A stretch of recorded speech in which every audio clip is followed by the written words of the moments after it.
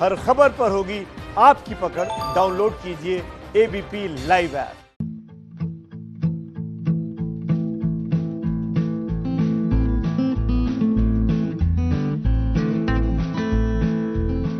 गुलशन Devaiah, ABP news में आपका बहुत बहुत स्वागत है। जल्द ही आपकी एक ओरिजिनल फिल्म एंड पिक्चर्स पर आने वाली है, फुट फेरी, जिसमें आप एक सीबीआई अफसर का किरदार निभा रहे हैं। एक क्राइम थ्रिलर फिल्म है। कितना मजा आया आपको इस क्राइम थ्रिलर स्पेस में स्टेप इन कर और एक सीबीआई ऑफिसर का किरदार आप निभा रहे हैं। काफी चैलेंजिंग रहा होगा। किस तरह का चैलेंज था ये रोल निभाना आपके लिए, गुलशन? हाँ, आजकल सीबीआई बहुत चल भी रहा है तो बहुत लोग क्यूरियोसिटी है लोगों को कि सीबीआई इन्वेस्टिगेट कैसे करती है केसों को वगैरह सब, तो वो देखने मिलेगा उनको फुट फेरी में। जब मैं स्क्रिप्ट पढ़ रहा था तो मुझे बहुत अच्छी लगी स्क्रिप्ट। जो कनिष्क वर्मा जो इसके निर्देशक है उनकी खुद की लिखी हुई स्क्रिप्ट है, तो आई वाज वेरी एंगेज, बहुत एंगेजिंग लगी और बहुत ही फास्ट पेस लगी। और उन्होंने बहुत इंटेलिजेंटली जो जो उनके इन्फ्लुएंसेस है उन सब की रेफरेंसिंग की है फिल्म के अंदर भी। जो जो फिल्म मेकर्स और जो जो किताबें उन्होंने पढ़ी हैं, जो फिल्मों से उनको प्रेरणा मिली है एक फिल्म मेकर बनने के लिए, तो उन सब के लिए एक कुछ ना कुछ उसने उन्होंने डाला था। और कई चीजों को मैं पकड़ भी रहा था, काफी इंटेलिजेंटली लिखा है। तो आई रियली एंजॉयड। और फिल्म पढ़ते पढ़ते फिल्म की एंडिंग मुझे बहुत अच्छी लगी। कुछ तो मुझे बात दम मुझे महसूस हुआ कि एंडिंग काफी अच्छा है, कुछ अलग है, कुछ नयापन है इसमें। तो इसके लिए तैयारी तो काफी कुछ किया हमने, क्योंकि हमारे पास समय था, क्योंकि तकरीबन 2 महीने थे हमारे पास।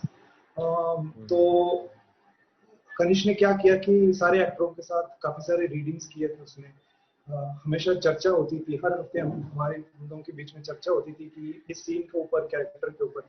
तो ऐसे धीरे धीरे धीरे स्क्रिप्ट के बारे में, किरदार के बारे में जो बारीकियां हैं वो निकल के आ रही थी। तो सेट पे हमें बहुत आसान हो गया, क्योंकि लाइनें तो वैसे भी याद हो गई थी। आप 4-5 बार पढ़ेंगे तो लाइनें अपने आप याद हो जाएंगे।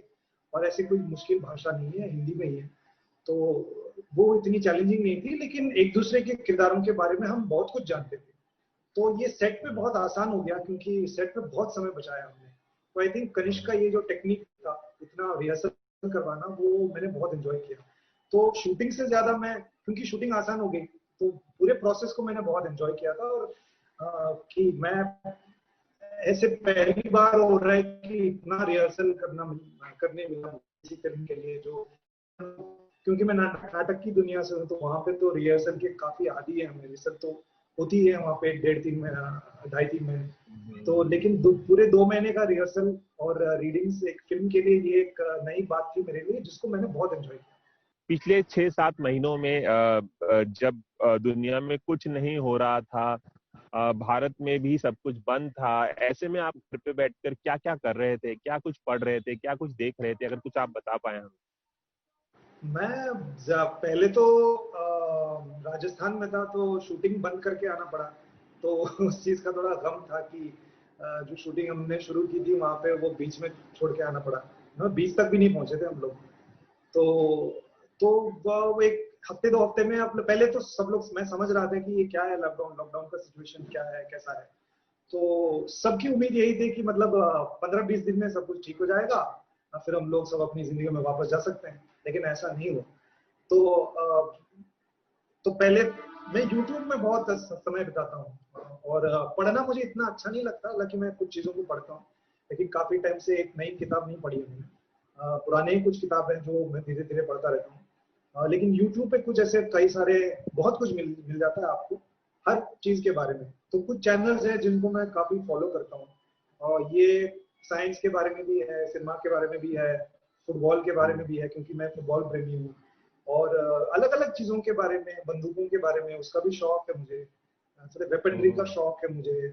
सिर्फ आर्म्स एंड एम्यूनिशन, मतलब मॉडर्न गन्स की नहीं, सिर्फ पुराने टाइप के उन चीजों के बारे में सब जानकारियां मैं बटोरता रहता हूँ। वेपनरी का शौक है, उम्मीद है कि आप कभी किसी पे आजमाएंगे नहीं। नहीं नहीं, बिल्कुल वायलेंस का शौक नहीं है सर। वायलेंस का शौक नहीं है। तो जी। हाँ, तो ये सब चीजें मैं देखता रहता हूँ। और जो हस्तकला है ना, बहुत लोगों से दुनिया भर में अलग अलग लोग, अलग अलग देशों के, अलग अलग कल्चरों के वो हस्तकला होती है। तो जैसे जापान में किस तरह से सिरेमिक वेयर या पॉटरी की जाती है, या मिनिएचर पेंटिंग्स की जाती है, वुड वर्किंग, या इटली में जूते कैसे बनाते हैं, हैंडमेड जूते, ये सब देखना, दूसरों की कला देखना मुझे अच्छा लगता है। मुझे आई थिंक सबकॉन्शियसली मुझे भी प्रेरणा देती है। तो ये सब चीजें, कई सारे ऐसे वीडियोस हैं कि जब मतलब 1.5 घंटे के लिए वो सिर्फ ऐसे एक जूता बना रहे हैं मैं बैठ के वो देखता हूँ। यही सब चल रहा है 7 महीने से। अच्छा, इस साल आपको 10 साल हो गए हैं इंडस्ट्री में, फिल्म इंडस्ट्री में कदम रखे हुए। हालांकि एक्टिंग आप पहले से करते आ रहे हैं, नाटकों का एक जाना पहचाना नाम भी रहे हैं। आप शैतान फिल्म से आपने डेब्यू किया था, जो काफी चर्चित थी, विजय नाम्बियार की जो फिल्म थी, काफी चल रही। बात आपने बहुत ही बेहतरीन सिनेमा, अगर कुछ फिल्मों के नाम में ले सकूं, मर्द को दर्द नहीं होता, जिसमें डबल रोल था, मेरी पर्सनल फेवरेट फिल्म है। 10 साल की इस जर्नी को किस तरह से आप देखते हैं? क्या कुछ कहना चाहें? क्या आपने वो सबक हासिल किया और किस तरह के गम, कसक किसी चीज की आपके मन में रह गई है इस 10 साल के सफर के दौरान? एक्चुअली अगले साल को 10 साल हो जाएगा, 2011 शैतान।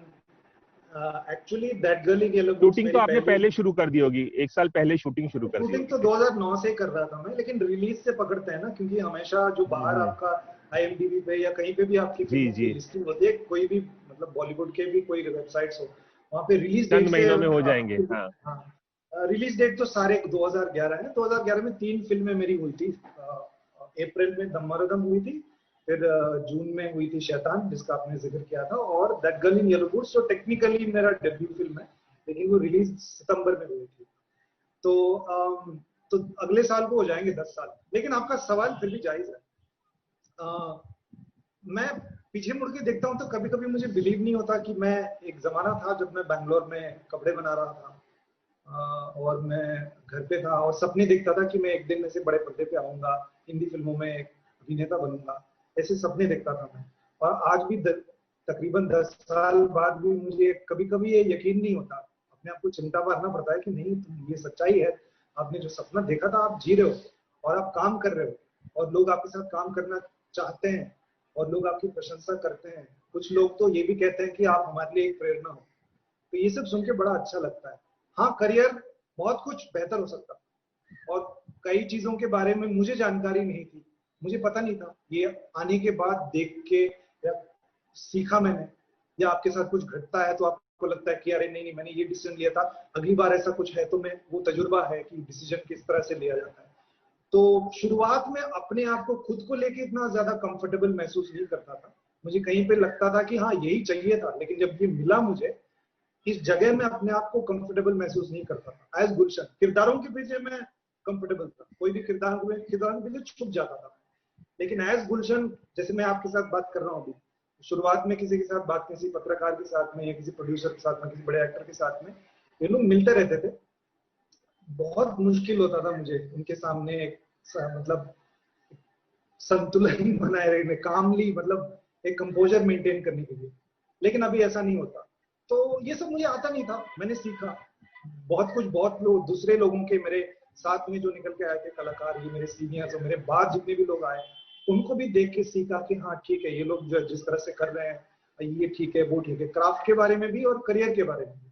क्राफ्ट के बारे में भी खैर मेरी तैयारी काफी अच्छी थी, ये मैं कहूंगा, जब मैं आया था। लेकिन करियर को किस तरह से आगे आगे लेके जाना है, उसके लिए आपको डिसीजंस किस तरह से, सही डिसीजंस लेने पड़ते हैं, सोच क्या रहनी चाहिए, व्यवस्था क्या होनी चाहिए, उसके बारे में जानकारी बहुत कम थी मेरे पास।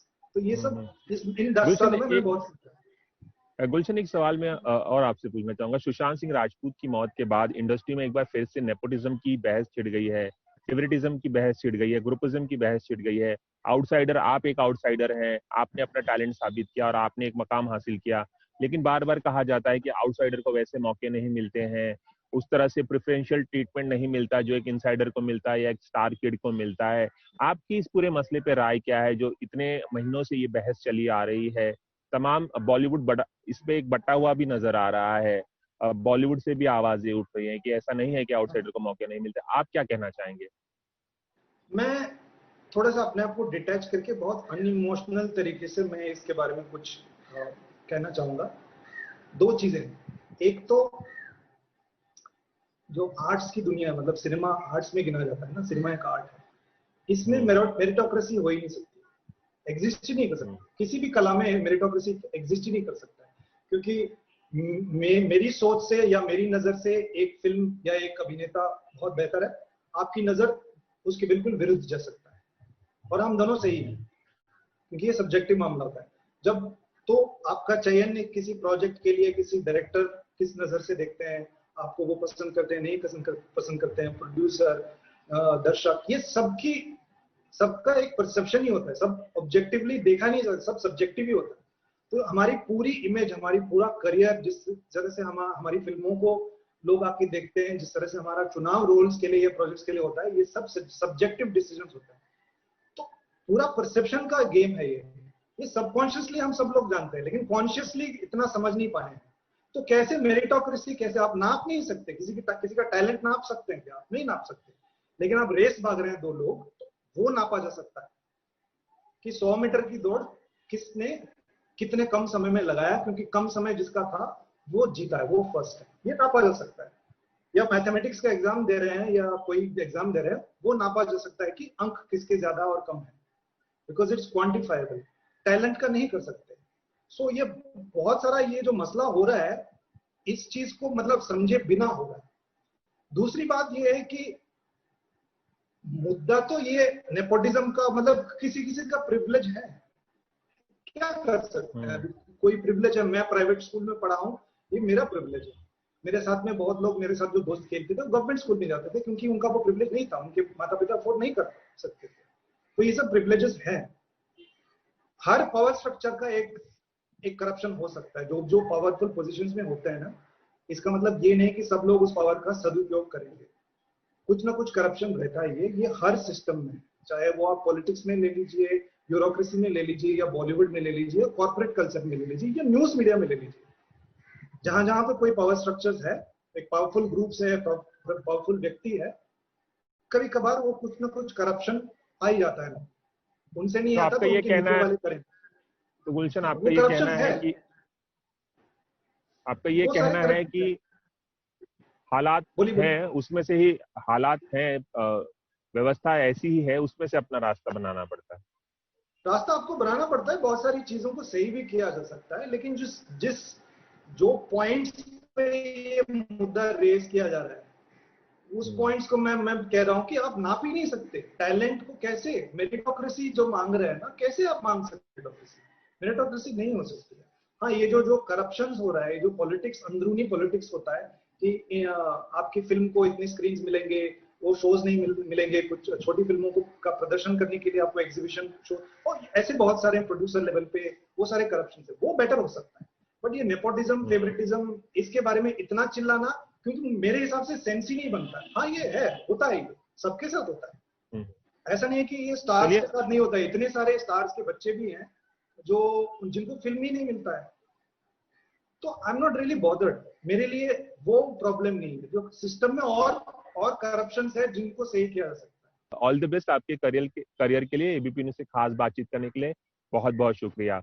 Ravi Jain, ABP news, Mumbai. ABP news आपको रखे आगे।